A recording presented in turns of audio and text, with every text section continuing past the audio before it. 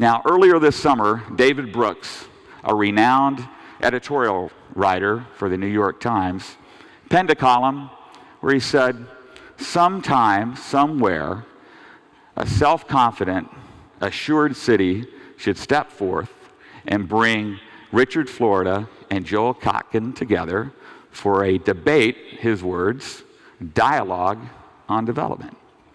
Well, what Mr. Brooks couldn't have known is that we have a guy in Kansas City by the name of Martin Meany.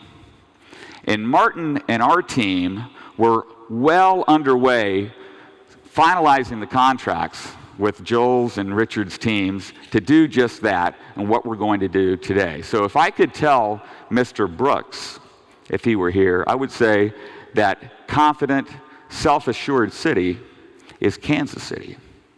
And that time is now. But since he's not here, and I know many of you love social media, I think it'd be really cool if we lit him up this afternoon and tweeted him the fact that this dialogue on growth is occurring now. So with that, I'd like to ask Richard Florida and Joel Kotkin to please come up and join me and help me give them a great Kansas City welcome. All right, brother.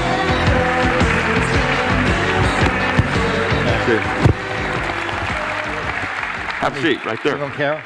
Right in there. Okay. So, Joel is known as an uber geographer. And Richard, some of your gloss is what you're our country's top urbanist. Is that right? I hope so. I hope so, okay. Well, last night, we went to dinner. You haven't been to Kansas City, what, Richard, 15, 16 years? Mm-hmm. Joel, you're in and out of here every so often. I know you're speaking in Overland Park in about a month, right? So you have some familiarity with KC. I would say this. What did you think of our KC After Dark tour? And I bet you thought we were going to go have dinner at a barbecue restaurant or steak, but I surprised you with sushi, did I not? What's your take on Kansas City?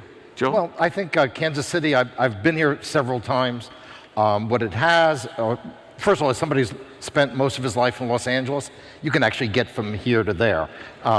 That's a big plus. So, and I mean this in a serious way, because if you live in Overland Park and you want to go downtown, you can do it. If you want to live downtown and work in Overland Park, you can do it. Many times in many parts of this country, you have to choose, really make a choice. I can live urban or I can live suburban, and then people are really forced to make choices that maybe they don't want to make. So I was very impressed. I'll tell you what I liked the most. I think Richard would probably back me up on this. I love those neighborhoods that we went through. I thought, I mean, you know, the Power and Light District and the other stuff, I've seen those. I've seen them in lots of cities. What your real strength is your neighborhoods, and those great neighborhoods that are growing organically, which I hopefully will eventually also be family-friendly neighborhoods. We moved from Westwood, Westport, River Market, all throughout. Rich, you take. Well, yeah, you know, when I came here 15 or 16 years ago, when I initially wrote Rise of the Creative Class, and this group brought me here to really talk about how to attract people, not just investment, but people, and how to bring especially young people, attract the young people that you're have in your schools and retain people here. You know, I thought you had great suburbs. I think even with the Country Club Plaza and all the suburban areas where many of you live are spectacular. And at that time, I think what I said was, you have to put your effort, because people come in all shapes and sizes, all age groups. There's family-friendly communities, but there's got to be a community that's friendly for younger people. And I think I was more than amazed. I was taken aback in that abbreviated time frame, what you've accomplished in the downtown, the quality of the hotel we're staying at, the neighborhoods and districts, how, as Joel said, they've alighted, and how that whole continuum going out from downtown to where we ate last night has really become, and it's not just young people. You know that I said this to you. I said, you know what I see? You have a safe inner city, you have a safe urban core, because I not only see young singles walking around, I see young families with young children standing in front of the restaurant. So I think the thing that's really struck me, and I was talking to a friend today, you may know him, who moved here from Silicon Valley to take a job to the Kauffman Foundation. It was nice to reunite. And he said something I thought, but I didn't say to you. I thought it last night. When I wrote Rise of the Creative Class, a community that I focused on that was doing it right at that time, but now has many challenges, was Austin, Texas. And I said to myself, what he said, moving here from the Valley, boy, this feels a lot like, not only in terms of its energy, but in terms of its built environment, its storefronts, its neighborhoods. It feels a lot like what Austin, Texas felt to me 15 or 16 years ago. And I felt that last night, and I'm happy to share it with you now. Joel, I know you do a lot of work in Texas. Yes. Houston, Dallas, Fort Worth, even Austin. What's your take on? Well, I think in Texas, we have a report coming out from the Center for Opportunity Urbanism about what we call the Texas way of urbanism. And I think if you want to look at where people are moving, where jobs are being created, I think Texas is pretty much in the lead in most of those areas. But what I like most about Texas is, first of all, people are really unpretentious. And what I really like, besides the barbecue and the Tex-Mex, is the fact that they have embraced the idea that you have these two different kinds of markets. If you go to Houston or Dallas, the inner ring is all sorts of exciting things, and that used to be a complete dead zone, and now it's come back. But what's interesting is they continue to build further out, building communities. And one of the things I think that I like most about Texas is that young people can go at age 30, 35, buy a house. Minorities, immigrants, they can go buy a house. What disturbs me as a Californian, even with my New York accent, is after 40 years I have a right, is that now it's become so expensive for somebody coming in today that their chances of owning a house, starting a business, moving forward, has begun to diminish. And that's why I think this is this tremendous opportunity for cities like Kansas City to come in and say, we have an alternative. We've got the suburban stuff, we've got the urban stuff, and you know what? You could actually afford it. I want to build on what Joel said, because first of all, I just want to comment that Joel and I have been in the dialogue now for nearly 20 years. And sometimes we debate, and sometimes he's my critic, but there is no other urbanist in the world that I've learned more from than Joel Kotkin, and that is the God's truth. Thank you.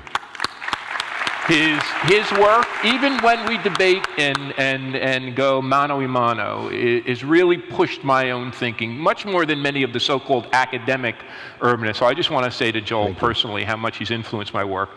I want to take up this idea of the expensive cities and expensive metros. You know, when I wrote Rise of the Creative Class, I could not have predicted, and Mayor James, when I sit with your colleagues from New York City, Mitch Landrieu from New Orleans, Manny Diaz from Miami, Martin O'Malley from I could go down the list. I saw them at Mike Bloomberg's City Lab meeting. Every single one of those mayors said, we could not have predicted. We wanted gentrification. We wanted back to the city. We wanted your creative class, but boy, are we in a pickle. And so I'm writing a new book. It's out in April. It's called The New Urban Crisis. I promise if you want me, I'll come back and talk about it if you'd like to have me. But one of the things I found in that book is we don't have an old urban crisis of decline anymore. We have a new urban crisis of maybe too much success, with all of these people packing into Los Angeles or New York. But I want to pick up on Texas, because I think Texas is an illustrative case. And Joel knows this because we talked about it. Texas has done many things right. It has promoted development at the periphery. But alongside, now, New York, Los Angeles, and San Francisco are experiencing this the worst. But right in that top 10 of large metros are Houston, Dallas, and Austin. San Antonio's doing a little better in terms of inequality, hyper-gentrification. We're talking about housing prices in Houston. So what I want to echo is the opportunity for metros at your size range of Kansas City, of Nashville, and we could go down a list that we did of your competitors, and I think Joel and I echo this. The ability to provide an affordable, livable, quality of place option is, I think, your real opportunity, because it's not a limited, that urban crisis is expanding, and it's almost engulfing many of those metros, say over 5 and 6 million. So I think that's your opportunity point. How do you compete? And you said your competition for investment. I think equally, I would encourage you to the competition for people and talent, and not just young people. I want to echo this. It's people of all parts of that age range, young people, people with families, and empty nesters.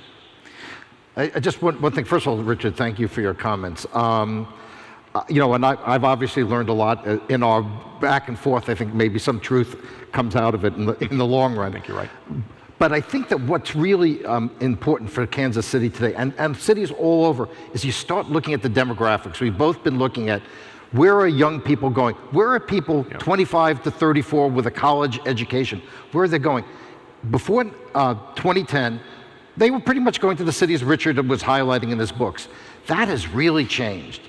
There are now more people, for instance, of college-educated 25, 34, moving to Cleveland from Brooklyn than the other way around. We're beginning to see a real change, and I think the opportunity for Kansas City has never been greater because, frankly, us older guys, I got into the LA real estate market in 1980. So I was able to buy a house for $150,000 and ride that wave to where I live now in Orange County. That isn't going to be available to my kids. And where are my kids going to look for opportunity? It's going to be places like Kansas City. Before we get to some questions from the crowd, you're known as a suburbanist and you're an urbanist, but you've written a lot of late how those lines are blurring. Could you talk on that, and then we'll get going with our questions. I Rich? think when we grew up and we started to debate and dialogue, and actually Joel wrote a book called The New Geography, where he was one of the first people to predict this back to the city movement. The lines between urban and suburban were great. Urban areas were in decline. They had a hole in the donut. They had poverty. And suburban areas where the middle class went and where business went. And then we saw, and people call this, it's inaccurate, it has a certain accuracy, they called it a great inversion. That all the rich, and it's true, richer people, younger, more affluent white people have been the people who are most likely to move back to a city are in the top 10% of the income distribution, precisely as Joel said, because the housing prices in these places are expensive. What's happened, and you see it in KC, don't you? You don't have to go anywhere else to see it. The urban areas have become safer. Look, there's still a long way to go. Schools across the board need to be better, but they've become more family friendly, at least maybe for people with strollers. Certainly if you look at New York, green space, waterfront, the ability to walk around with very little fear compared to when we were growing up. The suburban areas have invested in walkability, mixed-use development. We had dinner in a suburban area last night. They've become more urban, and I think what people are wanting, and maybe we actually, all of us live this way, is to live in an area that you call the best of both. But I actually think these words don't have as much traction as they did before. I don't know what the new word is, but the idea that there's an urban and a suburban, it seems to me that those lines are blurring, and the very best communities, if you will, the ones that are really going to be successful, have elements of both. I just want to emphasize, Richard is very right that when you look at the inner cores of many cities, that's where wealthy, well-educated people are going. But we have to remember the vast majority of even cities, and the overwhelming majority, 80, 90, 95%, depending on the metro, live outside. And I'm very concerned about what's going to happen to some of the communities in the, let's say, not maybe downtown, but neighborhoods outside. I happen to be, as a New Yorker, I'm a big walker, and I took some walks into some neighborhoods here that you didn't show me. It was dark, and you all wanted to eat. So, but yes. What's really important is to understand, and this is where I think we really have come together in a common concern, is while we're celebrating what's going on in the core cities and in some of the very successful suburbs, there's a huge part of this country, a huge part of this population where the neighborhoods are deteriorating, where opportunity is disappearing. And I think, frankly, that should be the highest priority of everybody in the economic development business. You've got 30 seconds. We'll build really quickly. Joel is absolutely right. We have not only lost the middle class in America, we have lost the middle class neighborhoods that all of us grew up in. That I was born into in Newark, that I grew up in North Arlington, New Jersey, that you grew up in Jersey City. Listen to this statistic. The number of Americans who live in a middle class neighborhood was 66% in 1970. It is now less than 40%. In 203 of 229 metros that you can track this, the middle class has declined. We are no longer a nation of a strong and sturdy middle class, and strong and sturdy middle class neighborhoods which push us up. We have small areas of concentrated advantage in urban and suburban, spanned by much larger areas of concentrated disadvantage, and I hope whatever happens on Election Day, this can become a priority. We hope that this can become a priority for our country. We have our first question. Mike Boehm is mayor of Lenexa, and they're doing some really cool things with new urbanism there in his community. Mayor? Good afternoon, gentlemen. Welcome to Kansas City. My question is, you've talked a lot about the major metropolitan areas, the top 10 cities population-wise. Are there examples of communities out there comparable to Kansas City which have strong suburban cities as well as a strong urban core that are working together to grow their regional economy? And if so, how are they doing that? We've touched on a few of those, but give us some other ones. I mean, the one that just leaps out is Nashville. We agree. Yeah, I mean, Nashville is a great town. There's lots to do. But as someone explained to me, 20 minutes away, I'm living on a lake in the countryside. So you have towns like Franklin that are around Nashville. Nashville's probably as good a case as any that I've seen where they've really attracted people. And this is really important for Nashville and for many of these other communities. Companies, when I talk to them, they say, look, I want to attract a 35-year-old engineer and their spouse. They make $95,000, $100,000, $150,000 a year. They can't go to Silicon Valley anymore. They want to find something that has some of the nice things about California, but they want to be able to afford a decent quality of life. And they shouldn't be forced to make the choice. I did hundreds of interviews in Brooklyn about this, where they say, I either can have a family, own a home somewhere else, or stay in Brooklyn. A city and a region shouldn't make people make that choice. And places like Nashville, and I'm sure Richard has some other examples as well, are doing a really good job of that. I want to say you. And the reason is, I actually looked at my statistics this morning. I was sick and tired of the book, but I pulled up the Excel spreadsheet for your own rank on this new urban crisis index, which shows inequality levels, economic and racial segregation levels, levels of housing unaffordability. Of the 50 or so metro areas over 1 million, I can't remember all, there's so many rankings, trust me, you'll be bored to tears if you looked at them, but they were all between 40 and 50. So you were in the upper tier, even Nashville was experiencing this much more.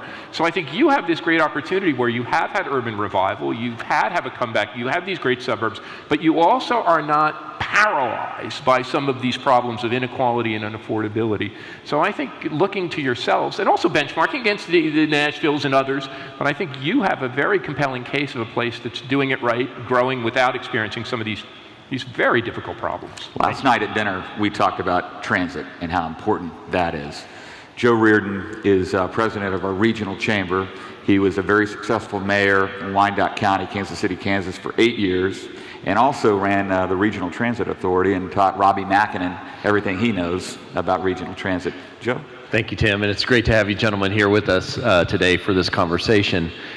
What does a regional transit system look like in the future for urban and suburban environments? And then what can cities do within a region to connect that together and create a regional transit system that answers both? Well, I'm studying this right now. First of all, I think it depends on the region. I grew up in New York. I rode trains for most of my young life. Went to Met games on the subway and all that. New York is unique. About 50% of all the train commuters in America are in the greater New York area. Cities that grew before 1950, the train system works pretty well. Where we see a problem is when cities that are growing and are more spread out already, you can't re-engineer it. How do you do a transit system that works? I can tell you here in Los Angeles, where we have better weather than you and many times your density, we spent $16 billion on rail systems, and the share of people taking transit has dropped. What I think innovative regions that want to move forward are going to have to look at the new technologies. Uber and Lyft are just the beginning. Autonomous vehicles, dial-a-ride. I've talked to mayors, a wonderful mayor of Anaheim, California, who basically stopped a project to build $300 million trolley system between their train station and Disneyland when he found out that there are only a handful of people taking it every day. So we have to start thinking about how do we use new technologies. One, obviously what we have in terms of dial-a-ride. We can take people to their homes and from their homes. What transit works best is in an area with a lot of jobs are concentrated in one place.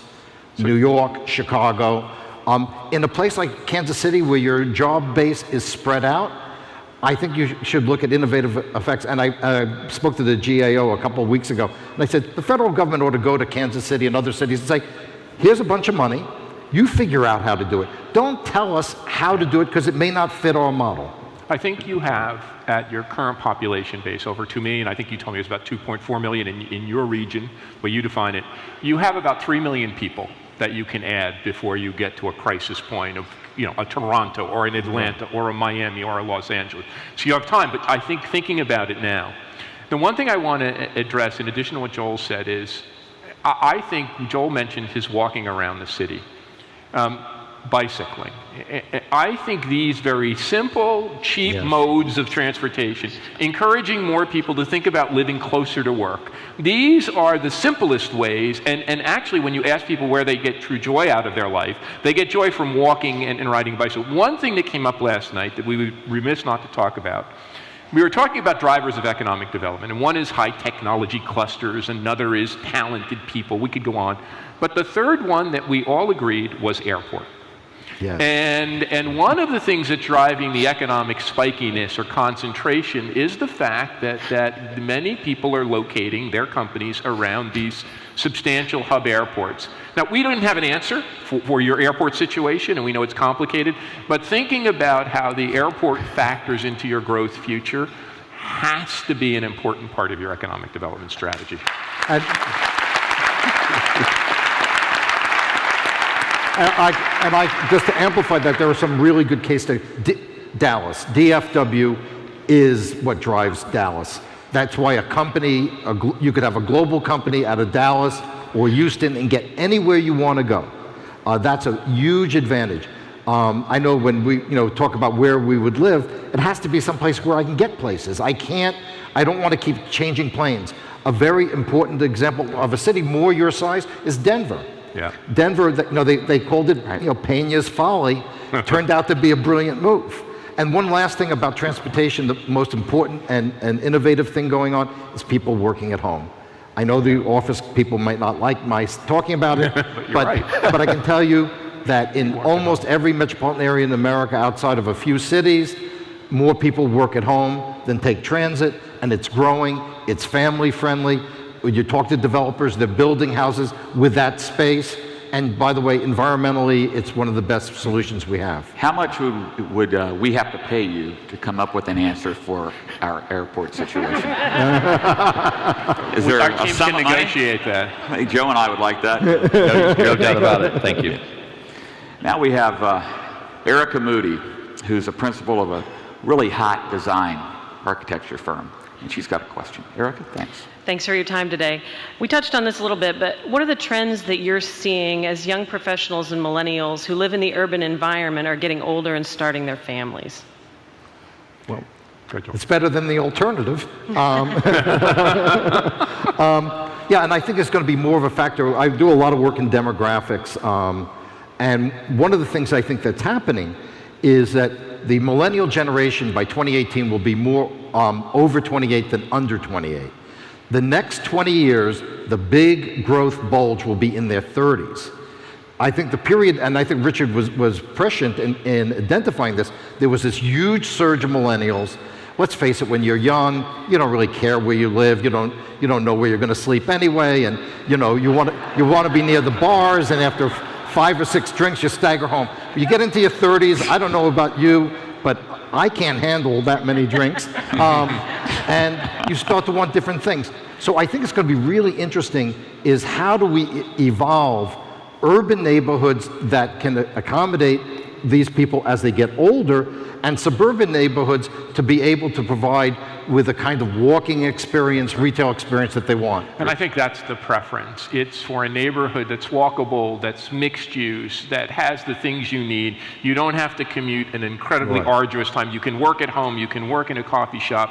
And where you see the real tremendous value, if you will, is in the older, my wife is from Detroit. And Detroit has had some movement back to the core. And there's been a lot of investment in the core, but when you look at young people, The real high housing prices that they're bidding for are from Ferndale, outside the city, to Royal Oak, where the slightly younger people go, to the Birmingham area, all which are these older, walkable suburbs where housing prices have really risen because there's a shortage of such neighborhoods.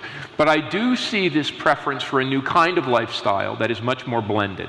And it's kind of what urbanists have always talked about. Sometimes they've talked about it like Greenwich Village or Georgetown as the examples, forgot that these great suburbs had the same thing, but I think that's what people are looking for. You know, the other one that I just want to mention, I'd say there are 3 big moves. The one you do after college, the one you do not when you get married, but when the kids come along, but then the empty nester. The empty nester one is very interesting, especially since so many of the young people depend on their parents in this environment. You know, my students at the University of Toronto said the only way we can buy a house is if we go to the bank of mom and dad. So I think these joint moves are very interesting with parents of millennials, and millennials sometimes staying apart, but sometimes the parents are actually following them and locating around them. So I think those 2 things are the interesting moves to look at. Yeah, there's some developers who are actually building the add-on units, and not just for the kids, but also for aging parents.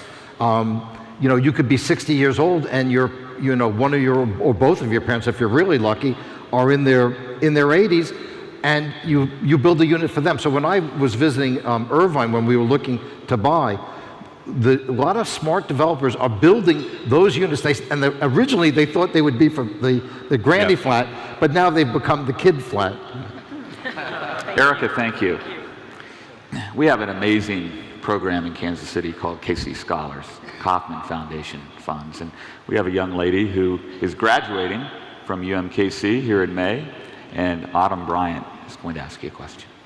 Good afternoon to you both. We are very excited for you to be here, and my question for you is, how do you all think that cities can create an environment that actually promotes the workforce to want to stay in that environment?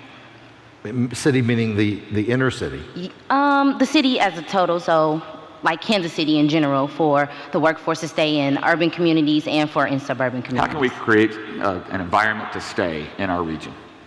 Well, I think you're doing a lot of it now, but what you want to do is you want to have safety. Safety is number 1, good schools is number 2, and then having these walking environments. One of the things that developers have been telling me a lot now is the day of, I'm going to offend some other people, I guess. Golf is sort of on the way out as a. You're right. It takes too much water. It takes too much space. Young people don't have the time for it. They'd rather have a bike trail or a hiking trail, whether it's in the city or in the suburbs.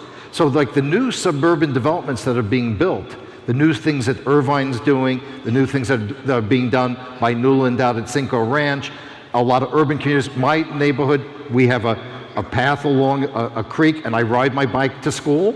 It's pretty neat. And in that town of Orange, which you saw, which is quite charming. And I think that's what you're going to have to look to. And I think one place where I think Richard and I are in some surprising agreement is this idea of let's build gigantic blocks of housing, turning what were organically nice neighborhoods into something that looks out of the Soviet Union is probably not such a good idea. So a couple things. I think, and I mentioned this for KCAD, you're focused on attracting investment and retaining businesses, making talent attraction and retention a part, and you are, but making that explicitly part of your mission is important, and you've done it. But talent comes in both genders, all family types, all races and ethnicities. So thinking about the different things that different kinds of people need. One big move comes after college. You are a big college town. So really working with the college and university students through internship.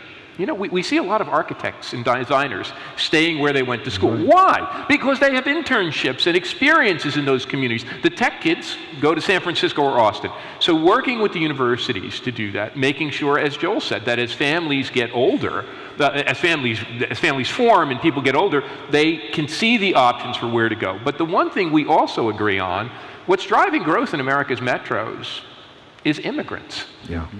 and your universe, it's no longer Ellis Island where my grandparents came through. Many immigrants are coming through the university and college systems. John Doerr, the venture capitalist, said every kid who graduates Stanford should have a green card stapled to his diploma. But the point is working with those immigrant communities to attract them. And I think when we look at communities in your size range, we were talking about this last night, the real successes are the ones that have not only kept their young people and attracted more, been great, but they've really attracted masses of immigrants. So I think thinking about workforce retention and attraction across the varied parts and developing a strategy to address it. Just one little example. I was in Nashville, and you expect country music and barbecue. This guy's driving me around. There's a little Somalia, there's a little Kurdistan, there's a little Mexico in Nashville. Where I live, Orange County, very similar in many ways to Johnson County. We are the most heavily Asian county of over 2 million in the country. So, because immigrants, as we discussed, more likely to have families. They don't come to America to live in the kind of housing they had when they lived in Singapore or Hong Kong. They come for the American dream. And so I think that the immigrants are absolutely critical. As the Kaufman Foundation showed up, they're much more entrepreneurial, much more innovative, because you know what? Well, my grandparents came about the same time, mine from Russia, his from Italy.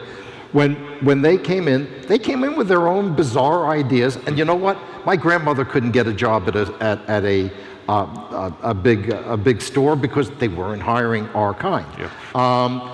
And so they had to come up with other ways of doing things. So the outsiders are absolutely critical, have always been critical in urban history. And so I think that that's something that is really going to be critical for Kansas City, because you're not showing that yet in the numbers that I think you'd like to see. So one thing, you mentioned Nashville, and it's very interesting as a comparable community. Strategically, music. There's a lot of other things about that economy, healthcare and logistics, which are very important, but music. And you think about why that was successful. Well, they had a base of music, they had a big media presence with the Grand Ole Opry, but it is really hard to have a band in an expensive city. Think about this. If you're playing rock and roll music, you cannot do that with a band of 4 and 5 guys in your apartment. You need practice space, you need studio space, and you need that soundproof, because you're practicing in through the wee hours in the morning. Well, what did they have available? In a downtown core that was not revitalized, they had a lot of cheap space. And when you go to those studios, you're almost amazed. You go to this crappy old house or this old garage, and it's a state-of-the-art studio. The point is to think about, especially where space, building assets can be used. You know, if you just need a laptop to do something, space isn't that important. But if you require more space and a little bit of quiet, so I think they tailored a strategy to the kinds of things they were likely to pick off from the LAs, the New Yorks, and the other big metros. We're getting close towards the end. Autumn, thank you for that question. Thanks for being here, and good luck to you in your career search. Davion Ross, good friend of mine. He could not be here today. He is an entrepreneur. He's probably out doing another deal with Magic Johnson or Klay Thompson. I had a question about what are the top 3 innovations that Kansas City regional communities should be thinking about over the next decade to accelerate our growth. We're really concerned about our growth rate here. We want to grow faster. Rich, why don't you take that one first? Well, there's another great urbanist who influenced both of us, who when I moved to Toronto, I was able to become friends with her, Jane Jacobs. And when 9/11 happened, because there's another New Yorker, I'm from New Jersey, I talk like this, but that's a time for another thing. I asked Jane, I said, what can we do together, Jane, to help rebuild that site? And she said, so sweet, Richard, I don't mean to tell you this, but you've asked the wrong question. How do we empower the business owners of that site? How do we work with the residents, the transit commuters? So I think the number one innovation would be to empower the neighborhoods and the community. The best companies in the world, and they don't have an edict from on high, they have teams of workers that make those shop floor improvements. I think thinking about not only business investment, but we live in a people-driven, talent, whatever word you want to call, thinking about the people component, and I do think really thinking long and hard about transport, anticipating as you know the success you will have. But I have to say again, echoing, thinking really long and hard about that airport and being very innovative about how you redo that airport and how you forge connections. You know, it's very funny, we were talking about where I live part of the year in Toronto.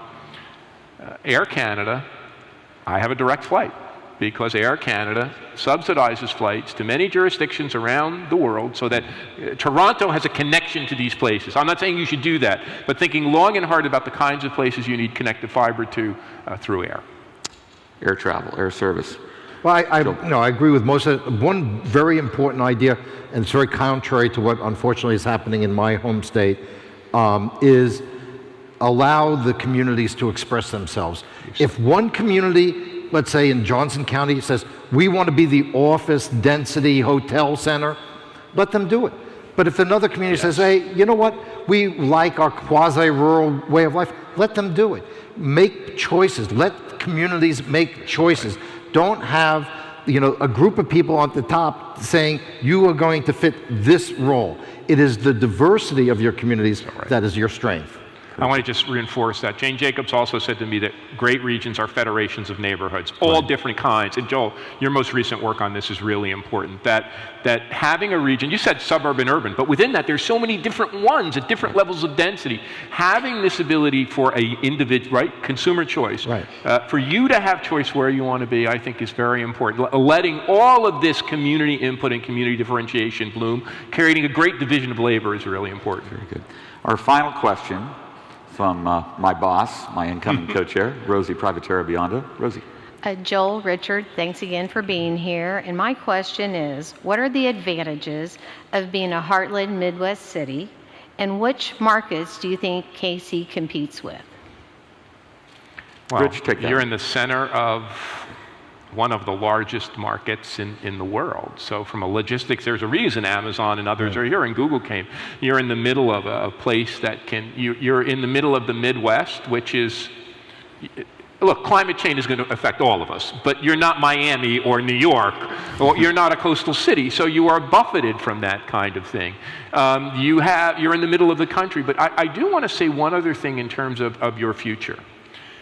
You have the Kauffman Foundation here, which has done so much important things as a think tank for entrepreneurship. When Joel went to Houston, they invested in a think tank for opportunity urbanism. I think one of the things you could do is begin to become a center not only of practice, but of thinking and doing, really creating a center. Now, Cleveland has done some of this, Pittsburgh, where you see, but thinking about, you call it opportunity urbanism. We have a similar thing in Toronto. But thinking about what kind of think tank you could look at the example of Kansas City and other similar communities, what works on the ground, but what are these mega trends that are shaping it? So I think coming up with the kind of the vision and the narrative and the strategic assets broadly to market your mission, but also to think about this would be an important way of grappling with and understanding and pioneering this new Midwest. Joel, what would you add to that? just We'll gonna wrap up. Do it quick. I know we're about to get the hook, but Sorry, my apologies. but the key thing here is you're in the part of an enormously rich region with enormously rich history. Embrace who you are. The work that you do with animals, with agriculture, the logistics. This is what is natural to you.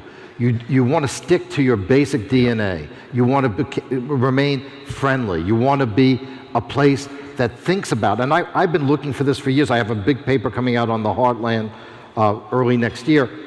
Somebody has to take the leadership of Middle America. There's the way the world is going. Neither the East Coast or the West Coast is going to absorb the next generation. They simply can't do it, or frankly, they don't want to do it. They don't want any more people. But, have a proposition in Los Angeles. Would you like another 500,000 people? Oh, about 98% of the people will say no, because it's crowded enough. This is a strategic opportunity for the middle of the country. You've got affordability, and you can do things right. And if you stick to your DNA and you stay true to who you are, I think you have a great future. It's a great way to wrap up. Gentlemen, thank you so much for your insight. Thank these guys. Thanks, brother. Appreciate it, man. Thanks, man. Appreciate it. All right.